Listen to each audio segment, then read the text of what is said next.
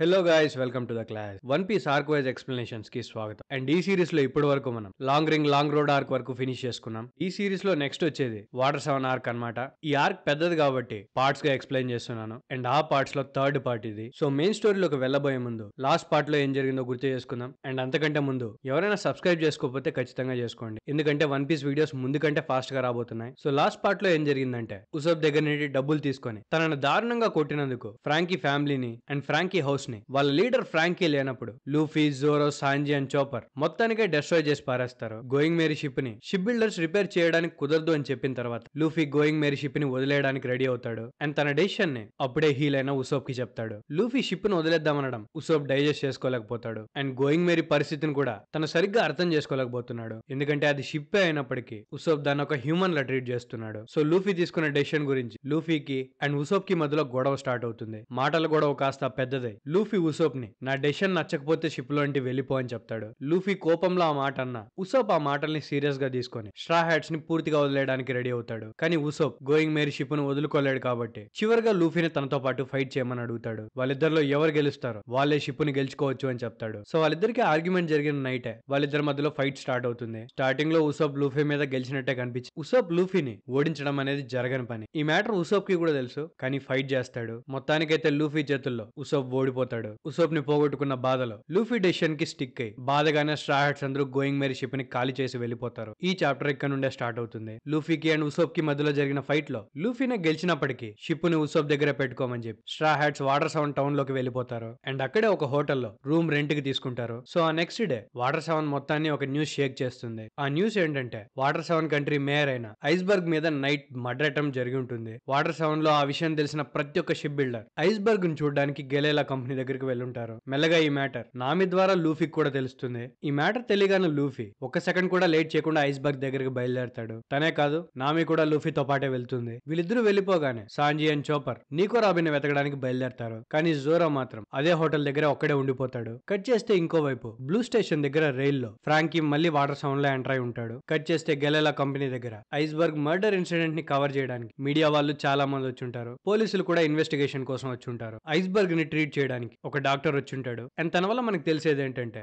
Iceberg ని front నుండి 2 times and వెనక నుండి 3 టైమ్స్ కాల్చుంటారు. అండ్ అక్కడే ఉన్న కాకు అండ్ లూసీ వాళ్ళకి పోలీస్ ఇన్వెస్టిగేషన్ లో తెలిసింది ఏంటంటే, ఐస్బర్గ్ ని తన రూమ్ లోనే చంపినప్పటికీ తన రూమ్ లోకి ఎంటర్ అవడానికి ఎటువంటి లాక్స్ ని గానీ ఓపెన్ చేయలేదని తెలిసి ఉంటుంది. అండ్ వాళ్ళకి అదే రూమ్ లో ఒక మాస్క్ కూడా దొరుకుంటుంది. సో ఐస్బర్గ్ కి ఇలా జరిగిందని తెలుసుకొని పాలీ కూడా ఫాస్ట్ గా ఐస్బర్గ్ దగ్గరికి వెళ్తాడు. కట్ చేస్తే ఇంకోవైపు వాటర్ 7 లోకి ఎంటర్ అయిన ఫ్రాంకీ హౌస్ మొత్తం కూలిపోయి ఉండడం చూసి అండ్ ఇదంతా స్ట్రా హ్యాట్ పైరేట్స్ చేశారని తన ఫ్రాంకీ ఫ్యామిలీ మెంబర్స్ దగ్గర తెలుసుకుంటాడు. అండ్ వాళ్ళు ఇంకా టౌన్ లోనే ఉన్నారని తెలుసుకొని వాళ్ళతో ఫైట్ చేయడానికి డైరెక్ట్ గా వాళ్ళ దగ్గరికి బయలుదేరతాడు. అదే టైం కి రైల్వే స్టేషన్ దగ్గర కోకోరో అండ్ తన గ్రాండ్ డాటర్ చిమ్ని చాలా స్ట్రాంగ్ విండ్స్ వాళ్ళ వైపే రావడం గమనిస్తారు. అంటే గాలి చాలా ఫాస్ట్ గా వీస్తూ ఉంటుంది అనమాట. సో అది చూసి ఆక్వా లగునా రాబోతోంది, సో మనం వాటర్ 7 సిటీకి చేరుకోవాలని కోకోరో తన మనవరాలతో చెప్తుంది. అండ్ ఆక్వా లగునా రాబోతోంది అనే విషయం వాటర్ 7 మొత్తం మైక్స్ లో అనౌన్స్మెంట్ ఇస్తూ ఉంటారు. సో ఆ అనౌన్స్మెంట్ ని సాంజీ అండ్ చాపర్ కూడా విని ఏంట్రా ఇది అని అనుకుంటారు. సో వాళ్ళకి డౌట్ వచ్చి అక్కడే ఉన్న ఒక సిటిజన్ ని దీని గురించి అడుగుతారు. సో ఈ ఆక్వా లగునా అనేది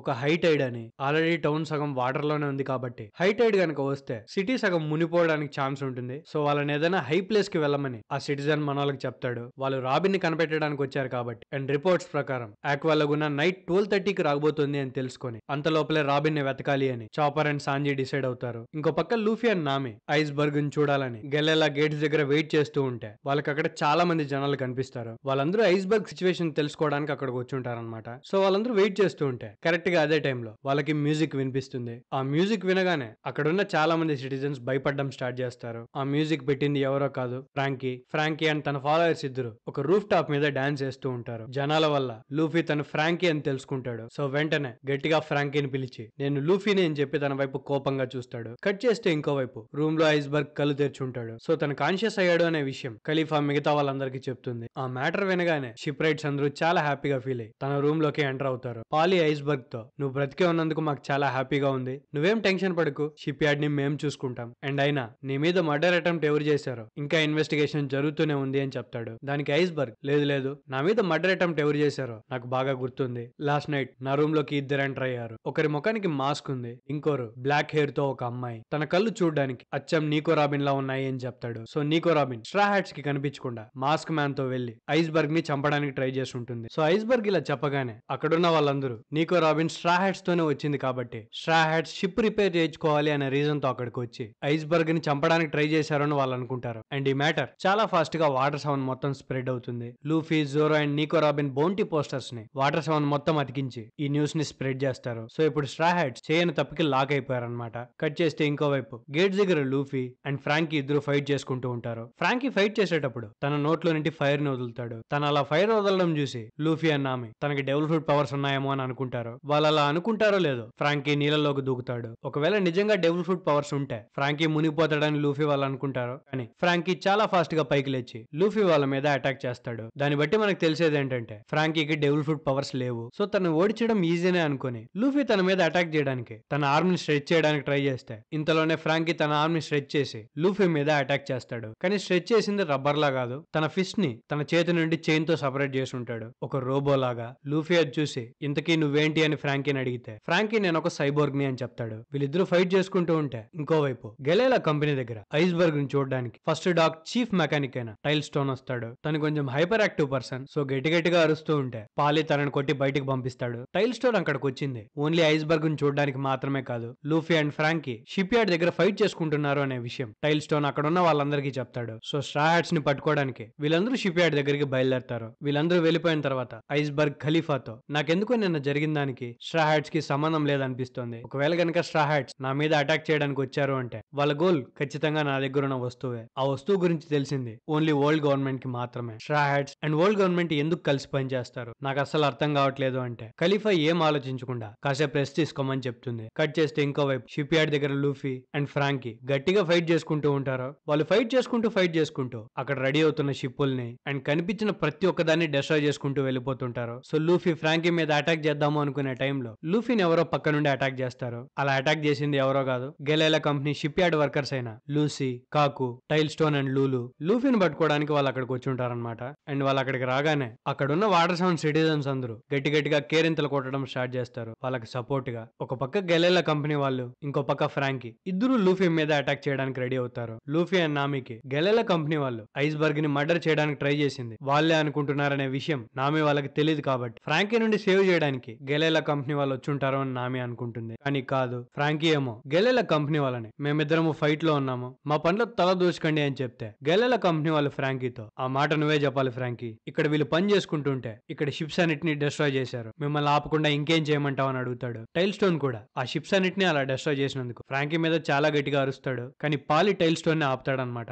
అండ్ వాళ్ళతో మనకి ఫ్రాంకీ కంటే ఇంపార్టెంట్ అయిన విషయం ఇంకోటి ఉంది అని చెప్పి లూఫీ వైపుకి తిరుగుతాడు. అండ్ లూఫీని ఐస్బర్గ్ గురించి అడుగుతాడు. పాపం లూఫీ ఏమో తను కూడా ఐస్బర్గ్ ని కలవడానికి వెళ్తున్నట్టు చెప్తాడు. కానీ గెలేలా కంపెనీ వాళ్ళు అండ్ పాలి నమ్మరు. ఖచ్చితంగా స్ట్రా హ్యాట్స్ ఐస్బర్గ్ ని చంపడానికి ట్రై చేశారని వాళ్ళు ఫిక్స్ అయిపోయి ఉంటారు. సో పాలి తన రోప్స్ తో లూఫీ మీద అటాక్ చేస్తాడు. తను అలా అటాక్ చేయగానే ఫ్రాంకీ మళ్ళీ తనని నాకు వదిలేయమని చెప్పాను కదా అని గట్టిగా అరుస్తాడు. సో ఇప్పుడు ఫ్రాంకీకి, గెలేలా కంపెనీకి అండ్ లూఫీకి మధ్యలో ఫైట్ స్టార్ట్ అవుతుంది. లూఫీని తనకు వదిలేకుండా లూఫీ మీద అటాక్ చేసినందుకు ఫ్రాంకీ గెలేలా కంపెనీ వాళ్ళ మీద అటాక్ చేస్తాడు. ఇంకో పక్క లూఫీకి అండ్ లూసీకి మధ్యలో ఫైట్ స్టార్ట్ అవుతుంది. లూసీ లిటరల్ గా చాలా పవర్ఫుల్ గా ఉంటాడనమాట. తన ఒక షిప్ వర్కరే అయినప్పటికీ తను కొట్టిన దెబ్బ ఒక పైరెట్ దెబ్బ కంటే చాలా స్ట్రాంగ్ గా ఉందని లూఫీ ఫీల్ అవుతాడు. తనని ఎందుకు అలా అటాక్ చేస్తున్నారో లూఫీకి అర్థం కాదు కాబట్టి పాలి వాళ్ళని ఎందుకు మా మీద అటాక్ చేయడానికి ట్రై చేస్తున్నారో అని అడిగితే పాలి లూఫీతో అందరూ చూస్తూ ఉండగా ఏం తెలియనట్టు యాక్ట్ చేయకు, నీకో రాబిన్ నైట్ ఐస్బర్గ్ మీద అటాక్ చేసింది అండ్ ఈ విషయాన్ని స్వయంగా ఐస్బర్గే మాతో చెప్పాడు అండ్ నీకో రాబిన్ ఈ ఐలాండ్ లోకి తీసుకొచ్చింది మీరే, సో ఖచ్చితంగా మీకు కూడా ఇందులో సంబంధం ఉందని పాలి లూఫీతో అంటాడు.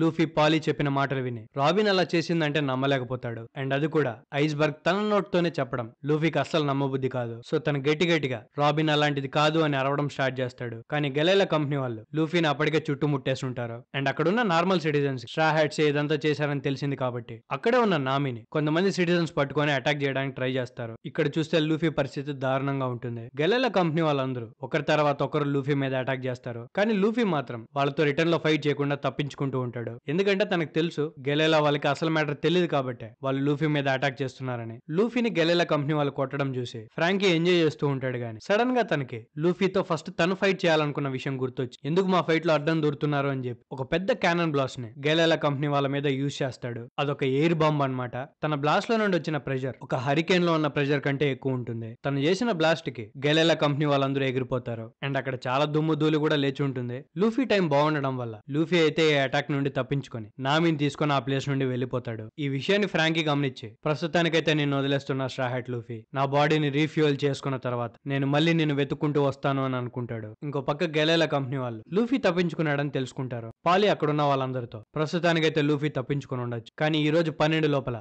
ఆక్వా లగునా వస్తుంది. వాళ్ళు ఖచ్చితంగా ఈ ఐలాండ్ ను వదిలి బయటికి వెళ్ళలేరు. మనం గనక సిటీని రౌండప్ చేస్తే నైట్ లోపలే వాళ్ళని పట్టుకోవచ్చు అని లూఫీ వాళ్ళని పట్టుకోవడానికి పాలి ఒక ప్లాన్ ని రెడీ చేస్తాడు. అండ్ ఈ ఆక్వా లగునా బార్ నుండి తప్పించుకోవడానికి కోకోరో అండ్ తన మనవరాలు కూడా వాటర్ 7 ఐలాండ్ కు వచ్చేసి ఉంటారు. ఇంకో పక్క ఉసోప్ కి ఈ మ్యాటర్ తెలియదు కాబట్టి తనకి ఎలాగైనా ఈ మ్యాటర్ తెలిసేలా చేయాలని సాంజీ అండ్ చోపర్ ఉసోప్ ఉన్న షిప్ దగ్గరికి వెళ్లి ఆక్వా లగునా రాబోతోందా, మనం ఫాస్ట్ గా ఎక్కువ హైట్ ఉన్న ప్రదేశానికి చేరుకోవాలి అని గట్టిగా అరిచేసి అక్కడ నుండి పారిపోతారు. ఉసోప్ వాళ్ళ మాటలిని ఏంటి వీళ్ళు ఇలా అరుస్తున్నారు అని అనుకొని గాలి మామూలు కంటే ఎక్కువ ఫాస్ట్ గా ఉండడం ఉసోప్ కూడా గమనిస్తాడు. చేస్తే గెలేలా కంపెనీ వాళ్ళ దగ్గర నుండి తప్పించుకున్న Luffy and Nami Galley La company headquarters దగ్గర చేరుకుంటారు ఐస్బర్గ్ ని చూడడానికి. నామి ఏమో లూఫీని ఐస్బర్గ్ తో కలవద్దని చెప్తుంది, ఎందుకంటే వాళ్ళు ఆల్రెడీ స్ట్రా హ్యాట్స్ ని క్రిమినల్స్ లా చూస్తున్నారు కాబట్టి. కానీ లూఫీ మాత్రం డిటర్మైన్డ్ గా ఉంటాడు ఐస్బర్గ్ నిజంగానే నీకో రాబిని చూసాడా లేదా అనేది కన్ఫర్మ్ చేసుకోవడానికి. నామి ఎంతగా చెప్తున్నా లూఫీ మాత్రం ఐస్బర్గ్ తో మాట్లాడే తీరాలని విండోని బద్దలు కొట్టుకొని మరి ఆ హెడ్ క్వార్టర్స్ లోపలికి ఎంటర్ అవుతాడు. తను అలా బద్దలు కొట్టుకొని లోపలికి ఎంటర్ అయ్యేటప్పుడు లూఫీని కొంతమంది చూసి హెడ్ క్వార్టర్స్ లో ఉన్న ప్రతి ఒక్కరిని అలర్ట్ చేస్తారు. సో వాళ్ళందరూ ఫాస్ట్ గా లూఫీని వెతకడం స్టార్ట్ చేసి తన వెనకాల పడతారు. అక్కడ పెద్ద శబ్దాలు విని ఐస్బర్గ్ ఏం జరిగింది అని ఖలీఫాని అడిగితే ఖలీఫా లూఫీ హెడ్ క్వార్టర్స్ లోకి ఎంటర్ అయిన విషయం ఐస్బర్గ్ కి చెప్తుంది. సో ఐస్బర్గ్ ఖలీఫాని లూఫీని సేవ్ చేసి తన దగ్గర తీసుకొని రమ్మని అడుగుతాడు. తను అడిగినట్టుగానే లూఫీ పారిపోతూ ఉన్నప్పుడు చూసి ఖలీఫా లూఫీని సైలెంట్ గా ఐస్బర్గ్ రూమ్ లోకి తీసుకెళ్తుంది. అండ్ తన కోసం వెతుక్కుంటూ వచ్చిన షిప్ రైట్స్ అందరిని ఖలీఫా డైవర్ట్ చేస్తుంది. సో ఐస్బర్గ్ రూమ్ లోపల వాళ్ళిద్దరి మధ్యలో ఒక కాన్వర్సేషన్ జరుగుతుంది. ఆ కాన్వర్సేషన్ లో లూఫీ ఐస్బర్గ్ నిజంగానే రాబిన్ ని చూసాడా లేదా అని లూఫీ ఐస్బర్గ్ ని అడుగుతాడు. దానికి ఐస్బర్గ్ నేను నిన్న రాత్రి నీకో రాబిన్ నా కళ్ళతో చూశాను, ఇది ఖచ్చితంగా నిజమే, కానీ నేను నీతో మాట్లాడడానికి ఒప్పుకుంది మాత్రం ఈ విషయం గురించి మాట్లాడడానికి కాదు అని చెప్పి తనకి గన్ పాయింట్ చేసి నాకు నువ్వు ఫేవర్ చేయాలి లూఫీ, నేను నీకో రాబిన్ ని ఇంకొకసారి చూడాలనుకుంటున్నాను, తనని నాతో కలిసేలా చేయగలవా అని లూఫీని అడిగితే దానికి లూఫీ ప్రస్తుతానికైతే నేను నీకు హెల్ప్ చేయలేను, తను ఎక్కడుందో నాకు కూడా తెలియదు అని చెప్తాడు. ఇంతలోనే షిప్ రైట్స్ అందరూ లూఫీని వెతుక్కుంటూ ఐస్బర్గ్ రూమ్ లోపలికి ఎంటర్ అవుతారు. కానీ వాళ్ళందరూ అక్కడికి వచ్చే లోపలే లూఫీ అక్కడ నుండి తప్పించుకునేసి ఉంటాడు. ఆ తర్వాత లూఫీ వెళ్లి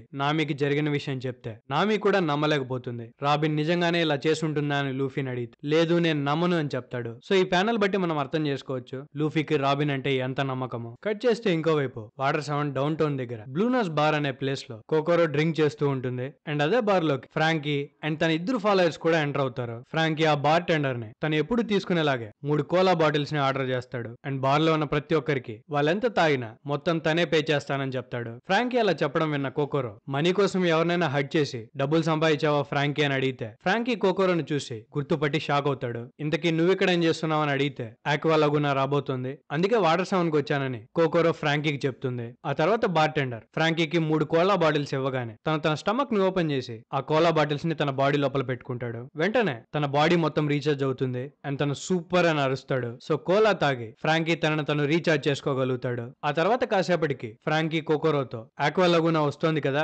నీకంటూ సొంత ఇల్లు లేదా అని అడిగితే దానికి కోకోరో నాకు ఇల్లు లేదు కాబట్టి నాకు నచ్చిన చోటి తిరగలుగుతాను, యాక్చువల్లీ ఇక్కడికి వచ్చి ఐస్బర్గ్ తో డ్రింక్ షేర్ చేసుకుందాం అనుకున్నాను, కానీ ఐస్బర్గ్ మీద మర్డర్ అటెంప్ట్ జరిగింది, మీరు నిజంగానే ఇది పైరేట్స్ చేస్తుంటారనుకుంటున్నారా అని ఫ్రాంకీ అండ్ బార్ టెండర్ తో అంటుంది. కోకోరో అలా అనేసరికి ఫ్రాంకీ ఏదో నీకు నిజం తెలిసినట్టు మాట్లాడుతున్నావు, ఇంతకీ నీకేం తెలుసు అని అడిగితే కోకోరో ఫ్రాంకీతో మీరు గనక బాగా ఆలోచిస్తే ఐస్బర్గ్ వెనకాల చాలా రోజుల నుండి వరల్డ్ గవర్నమెంట్ పడుతోంది కదా అంటే దానికి ఫ్రాంకీ క్రాగీ చాలా రోజుల నుండి ఐస్బర్గ్ వెనకాల పడుతున్న విషయం నిజమే, కానీ క్రాగీ ఈ రేంజ్ లో అసాసినేషన్ చేయలేడు అని అంటే దానికి కోకోరో ఇలాంటి షేడీ జాబ్స్ కి వరల్డ్ గవర్నమెంట్ అఫీషియల్స్ ఎప్పుడు దిగరు, ఇలాంటి పనులు చేయడానికి CP9 ఉంది, నీకు కూడా దీని గురించి తెలుసు కదా బ్లూయనో అంటే దానికి బ్లూయనో నేను CP9 గురించి రూమర్స్ విన్నాను అని చెప్తాడు. కానీ ఫ్రాంకీ మాత్రం CP9 లాంటివి ఏవీ లేవు అని చెప్తాడు. దానికి కోకోరో CP9 రూమర్ అని ఎందుకంటారంటే CP9 గురించి తెలిసిన ప్రతి ఒక్కరిని CP9 వాళ్ళు చంపేస్తారు, సో అందుకే అదొక రూమర్ లా మిగిలిపోయింది అని కోకోరో చెప్తుంది. కట్ చేస్తే ఇంకోవైపు వాటర్ 7 బ్యాక్ స్ట్రీట్ దగ్గర